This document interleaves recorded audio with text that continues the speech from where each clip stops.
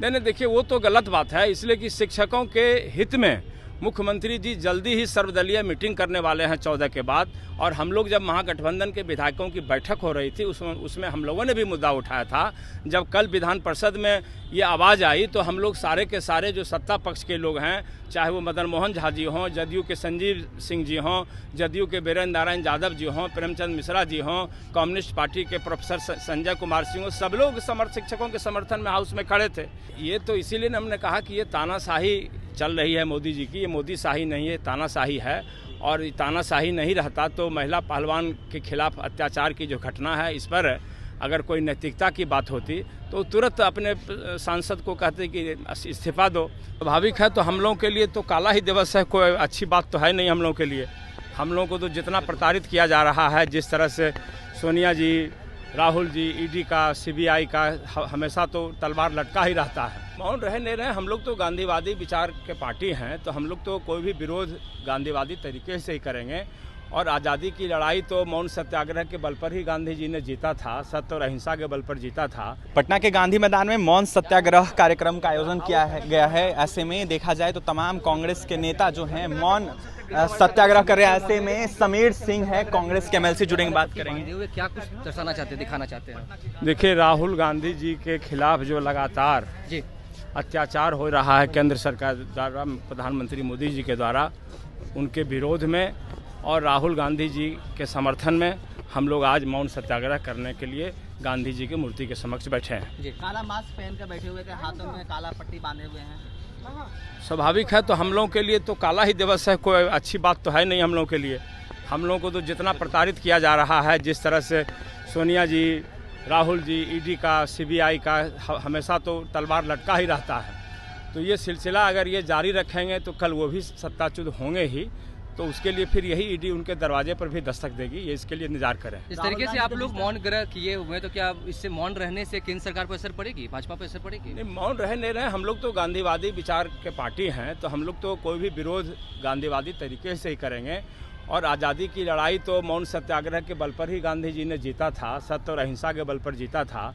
तो उन्हीं भावनाओं के अनुरूप हम लोग आज भी चल रहे हैं और गांधी जी के मार्ग पर चल करके ही हम लोग देश में वातावरण बनाएंगे। राहुल गांधी के जिस तरह से सजा दिया गया 2 साल से अधिक, तो कहीं ना कहीं साजिश के तहत लग रहा है। नहीं, इसमें तो पूरा देश जानती है कि क्या साजिश है, नहीं है। ये केस तो मोटा मोटी बंद हो गया था जब राहुल गांधी जी पदयात्रा पर गए थे और पूरे दक्षिण भारत के दौरे पर से निकले और मोदी सरकार की जब स्थिति कमज़ोर होने लगी और राहुल गांधी जी की लोकप्रियता अचानक देश में बढ़ी और नए अवतार के रूप में लोगों के सामने आए, तब उनको लगा कि अब राहुल गांधी जी का कोई उपाय करना चाहिए ताकि वो 24 में प्रधानमंत्री नहीं बन सके। तो ये षड्यंत्र के तहत हुआ है, ये तो सारा देश समझता है। इससे पहले भी गांधी मूर्ति पर अनशन करने के लिए बैठे हुए थे, आज फिर से एक बार बैठे हुए, क्या लगता है कितनी लंबी लड़ाई चलने वाली है? लड़ाई जो भी लड़ाई लड़े, हम लोग तो लंबी लड़ाई लड़ने के लिए ही तैयार हैं। आज़ादी की लड़ाई के लिए भी कांग्रेस पार्टी लड़ी थी और आज लोकतांत्रिक व्यवस्था को बहाल करने के लिए कांग्रेस पार्टी की जिम्मेवारी बनती है, हम लोग लड़ेंगे।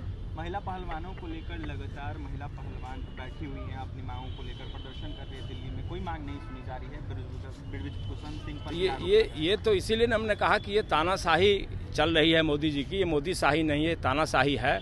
और तानाशाही नहीं रहता तो महिला पहलवान के खिलाफ अत्याचार की जो घटना है, इस पर अगर कोई नैतिकता की बात होती तो तुरंत अपने सांसद को कहते कि इस्तीफा दो। तो वो कैसे करेंगे? एक तरफ, दूसरे तरफ तो देख रहे हैं अभी महाराष्ट्र में उन्होंने क्या किया। जितने भ्रष्टाचारी, एक तरफ सबको कहा कि सब भ्रष्टाचार में लोग संलिप्त हैं और दूसरे तरफ उनको सरकार में शामिल करने का काम किया। सर, इस तरह से मानसून सत्र आप लोगों का चल रहा है बिहार विधानमंडल में और वहाँ भी बीजेपी हंगामेदार कर रहे हैं, इसको कैसे आप देख रहे हैं मानसून सत्र को? नहीं, हंगामेदार कर रही है तो उसका मुकाबला के लिए हम लोग महागठबंधन के लोग बड़े मजबूत हैं और इसीलिए तो हम लोग सरकार में हैं, इसीलिए हम लोग के आगे कुछ चलना नहीं है। अब वो सवाल है कि जो संसदीय प्रणाली है विरोध करने का, उससे अलग जा करके, उससे इतर हट करके वो लोग विरोध कर रहे हैं, जो लोकतंत्र के लिए अच्छी बात नहीं है, अच्छा संकेत नहीं है। इसलिए हम लोग तो विरोध भी करते हैं, केंद्र सरकार का विरोध कर रहे हैं तो देख रहे हैं गांधीवादी तरीके से कर रहे हैं। हम लोग का जो परंपरा रहा है, जो लोकतंत्र में व्यवस्था है, उसके तहत हम लोग विरोध करते हैं और लोकतंत्र को तोड़ करके ये विरोध करते हैं। अंतर है दोनों में। कल बीजेपी के द्वारा भी विधानसभा मार्च किया जाएगा गांधी मैदान से शिक्षकों को लेकर। नहीं, देखिए, वो तो गलत बात है, इसलिए कि शिक्षकों के हित में मुख्यमंत्री जी जल्दी ही सर्वदलीय मीटिंग करने वाले हैं 14 के बाद। और हम लोग जब महागठबंधन के विधायकों की बैठक हो रही थी उसमें हम लोगों ने भी मुद्दा उठाया था। जब कल विधान परिषद में ये आवाज़ आई तो हम लोग सारे के सारे जो सत्ता पक्ष के लोग हैं, चाहे वो मदन मोहन झा जी हों, जदयू के संजीव सिंह जी हों, जदयू के बीरेंद्र नारायण यादव जी हों, प्रेमचंद मिश्रा जी हों, कम्युनिस्ट पार्टी के प्रोफेसर संजय कुमार सिंह, सब लोग शिक्षकों के समर्थन में हाउस में खड़े थे। तो ये तो आंदोलन जो है ये सबों का है। और अगर मुख्यमंत्री जी ने साफ कहा है कि अगर नियमावली में कुछ त्रुटि होगी तो हम लोग मिल बैठ करके विचार करेंगे। हम लोग कोई शिक्षकों का अहित नहीं करने जा रहे हैं। लेकिन नियोजित शिक्षकों की बात हो या फिर शिक्षक अभ्यर्थियों की बात हो, लगातार महागठबंधन की सरकार से खफा चल रहे हैं, कह रहे तेजस्वी यादव ने धोखा किया है।